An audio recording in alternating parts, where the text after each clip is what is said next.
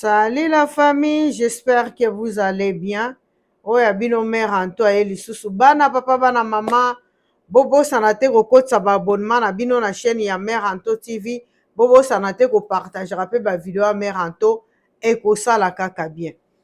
La famille tolala tolamuka makambo na mboka na biso Congo ezangaka te pe esilaka te. La famille, le Dieu est vivant. Nzambe azalaka. Nzambe ayokaka kolela ya bana na ye baaffaire egola Jésus de Niance. Bandeko affaire ya mbongo na Congo, affaire ya lettre bandeko.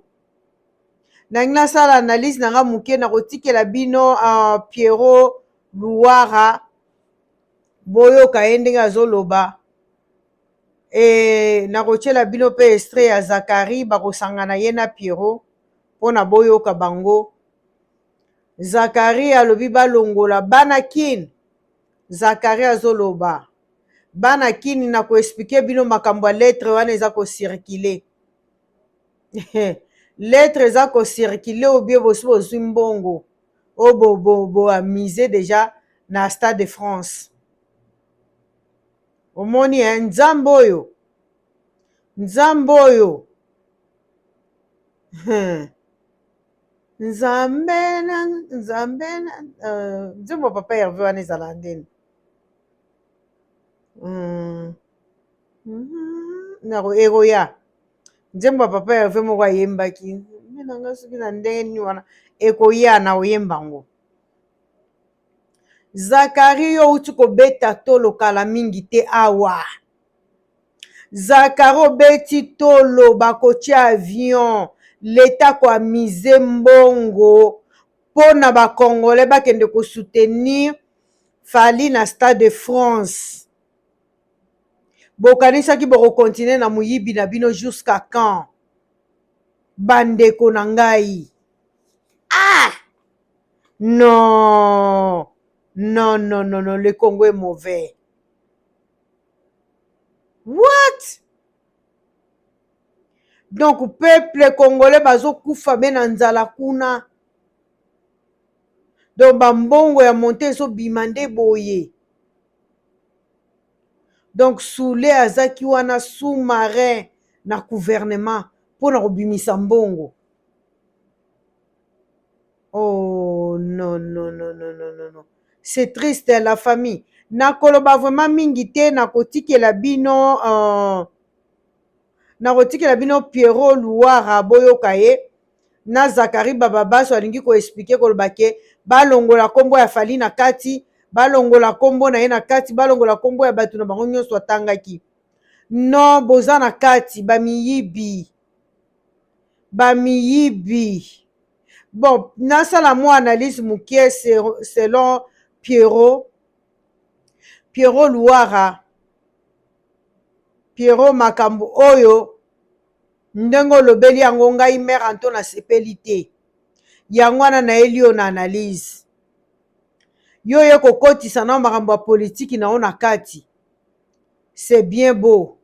Pierrot Luara yo zoloba ke bakoko supporter Fali, l'état koko bimisa mbongo kopesa ba pesi ba explication wana eza d'accord. Vraiment yango faire égole sala bino nini? Faire égole sala bino nini? Papa Hervé alingai kosala festigola elingai kosala mana Congo. Ba Pierrot bino bobimaki pona ko soutenir ye. Et comme soki bako soutenir Fali aza mwana mboka. Et bongo papa Hervé azaki mwana ni. Donc papa Hervé aza mwana Cameroun. Pierrot, analyse na kitoko te. Analyse na eza kitoko te. Tellement ozolo baba miyibi, mais yo poza parmi ba miyibi wana. Parce que moi na mboka faire egola linge kosala eloko esala mana nute na Congo. Festigola bo bloka ye. Lelo Pierrot Luara yo po ya kotelema. Olo ba kesoko ba bimisa ki mbongo pona ko soutenir Fali wana tie d'accord. Oh, et bon, ya papa Hervé. Bozaki nango d'accord te. Ya papa Hervé ta mutu moko tabima. yango moto nini papa Hervé azaka nango yango eloko nini bomonaka na kati ya papa Hervé oyo ezaka eza kotumba bino on a sepe na analyse na ote il fallait kokende nango bongo te Pierrot analyse no epese te donc bino nyonso boza base mpona mutu moko ebongo festigola oyo batambusaka papa Hervé na Congo loko azali mupaya bomonaka yango te mpona koya olobela yango ya fali nde oza d'accord leta kokobimisa mbongo e bato bakoki koya mpe kosupporte ye mais non analyse no epese te analyse no epese te oyo omoni kaka koya kofinga Denise Nyakero bamiyibi oyo ezaki makambo ya politiki te eza makambo ya mbongo ezobima na gouvernement mpe okokaki koloba ndenge olobi wana te kote wana nde na sepe nango te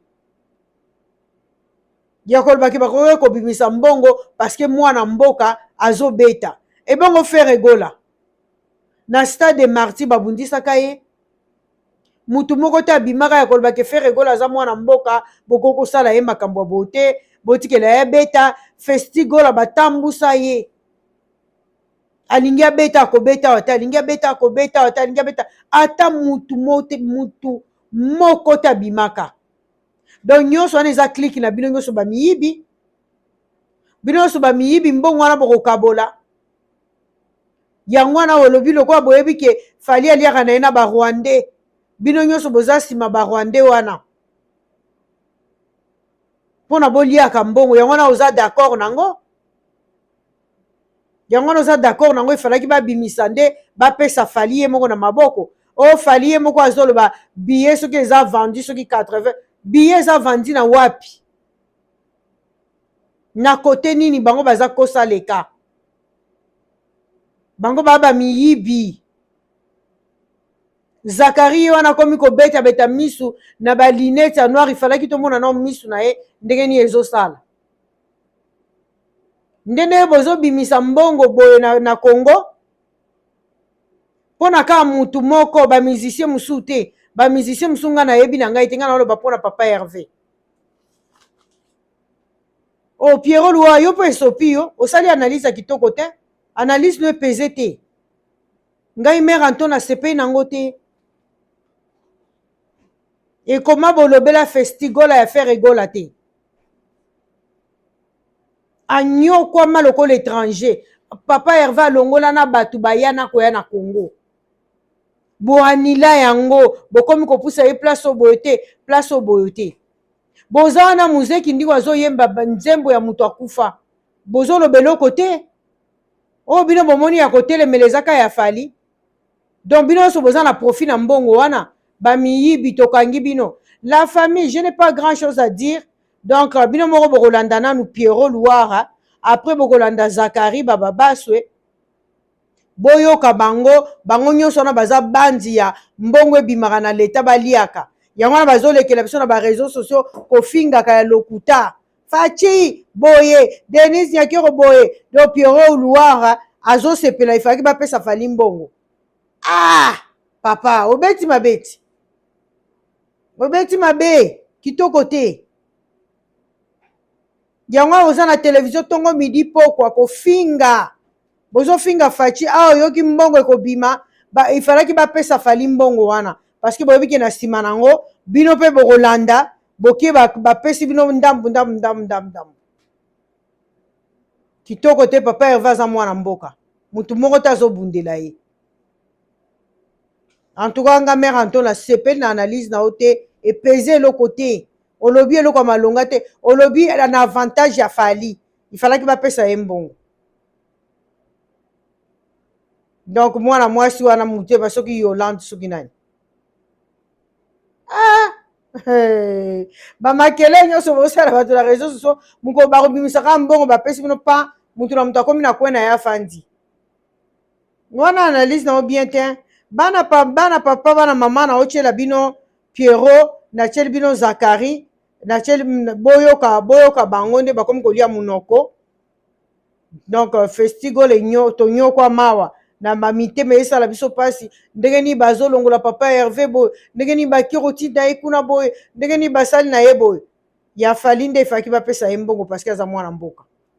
En tout cas nzambe akoconfondre bino nzambe akoconfondre bino na bamakele na bino bozoya kosalaka na réseaux sociaux mpona koliaka mpe mbongo ya mboka yango oyo bozokosa ke bapeuple bazonyokwama eputa boza na bino na susi ya bapeuple wana te bwana bino na susi ya bapeuple wana te bwana na susi ya bino nde bozwaka mbongo.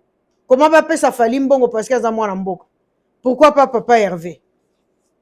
Pourquoi pas faire rigola? Bon, bana papa bana mama na tiki bino en tout cas bozape mère en tote boyoka nga après na suka bokoya koyoka na kotiela bino des vidéos ya Zacle na Pierrot Louara boyoka bango de bakomi kobeta munoko.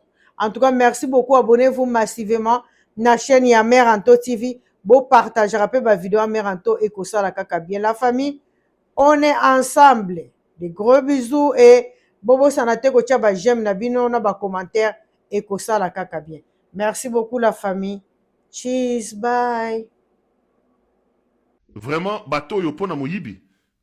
Bazaya koloka. Je vais retrouver les documents. Je vous lis, je vais commenter ça vite et puis je rentre dans mon sujet.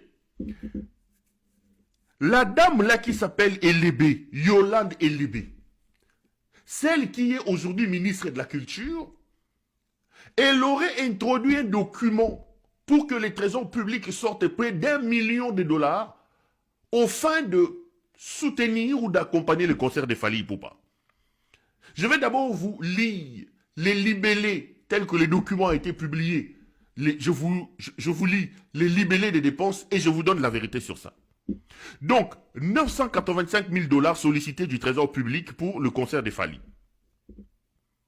Voici comment il a ventilé ces 985 000 dollars. Programmation culturelle parallèle au Stade de France, 20 000 dollars. Achat d'un lot de 5 000 billets pour le concert à 75 dollars chacun. 375 000 dollars. Acquisition de 5 VIP lounges pour les officiels. 25 000 dollars à chacun, ça fait 150 000 dollars. Mobilisation et mise en disposition des bus pour la diaspora, 30 000 dollars. Organisation du site Yvette Fally, 50 000 dollars. Couverture média, photo, vidéo, presse, 35 000 dollars. Production d'un documentaire sur la rumba au Stade de France, 80 000 dollars.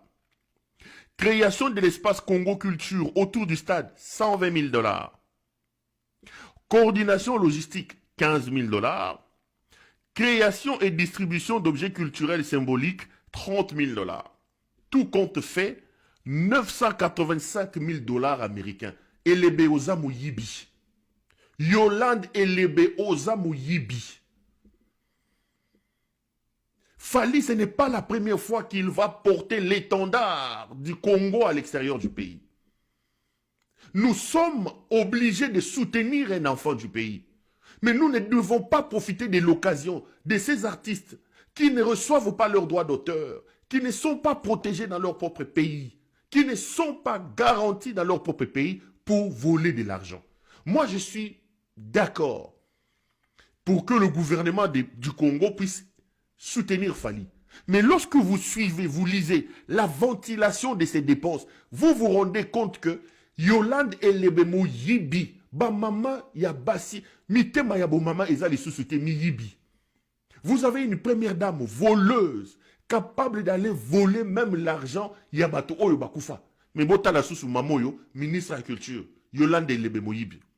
Lorsque vous dites que vous voulez soutenir quelqu'un, j'aurais voulu que le gouvernement dise, écoutez, nous avons 985 000 dollars, nous avons 1 million de dollars, M. Fally Ipupa prend les 1 million de dollars, peut-être que tu as besoin de telle disposition. Non. Vous demandez près d'1 million de dollars, mais vous-même vous ventilez parce que vous savez que dans la ventilation, dans la nomenclature des dépenses, Bozana Katsamoyibi. Quand on vous dit 5 000 billets à acheter, alors que Fally Ipupa vous dit qu'il est presque à sold out, 91% des places ont déjà été vendues. Yo Bimisi, 375 000 dollars pour acheter des billets de Fali. Yemoko mukolo concert à l'obi batobasi batondi. Yo lingo za 375 000 $. Elebe, Moyibi. Dans les 375 000 $, il va voler. Quand il demande, les amis, 150 000 $ pour acquisition des 5 VIP lounge, toi tu veux aller au concert de Fali. Tu veux aller te réjouir là-bas. Pourquoi c'est le gouvernement qui doit te payer les billets de VIP? Parce que tu t'appelles Yolande Delébé et que toi tu n'es pas une femme comme toutes les autres. Pourquoi c'est le gouvernement qui doit te payer la place du billet? Et dans un lounge qui coûte 25 000 $. Donc, Bino Bossi la Sony, hein? Mobilisation et mise en disposition du bus pour les diasporas. Qui vous a dit que la diaspora a besoin de bus ici? Vous croyez qu'ici, c'est comme là-bas où on a besoin de 207 des motos? Mais chacun peut rentrer dans tout un métro, à un métro dans le Stade de France. Il y a des trams, il y a des bus ici. Vous croyez que nous sommes ici où il faut qu'on matafoue la foule? Ce n'est pas le Congo ici. Les Congolais qui vivent ici dans la diaspora, même dans l'hypothèse où vous voulez soutenir le concert de Fali, ils n'ont pas besoin d'un bus pour aller au concert de Fali. Ils n'en ont pas besoin. Chacun peut prendre son métro, chacun peut prendre sa voiture, chacun peut prendre son train, chacun peut prendre son bus et arriver là-bas. Pourquoi 30 000 $ pour louer un bus? Qui a dit qu'un bus, on les loue à 30 000 $? Moyibi. Moyibi, Elebe Moyibi. Banakin. Document ils ont circulé wana ya makabu ya ministère de la culture wana bolongo la na kati. Bolongo la Fali na kati. Bolongo la producteur na kati. Bolongo la staff ya Fali na kati. Et tali bisoté. Naza mieux placé pour na Sabino que document ministère de la culture bomoni wana ba osenga mbongo wana pour depuis 20 ans Fali abeta bandula wa on t'a payé même pas un franc zali. Le producteur ça foutu tout. Ndiye na pesa une émission et pas ya Joe Matopé. Déjà Fali sur papier ça bêti déjà nous les wana. C'est que date yango ya bêta. Ce gouvernement reçoit initiative privée sur la ndenge mais pas continue sur la quantité. Abone botie photo ya Fali jour na so na ministre makamba droit d'auteur, botie photo na ngam ko na so na makamba so mususu. Etali bisoté. Makamona etali ninga ni Fali ni orchestre ni staff à Fali. Ezali kama ministre yemoko a reçu initiative na ndenge na ye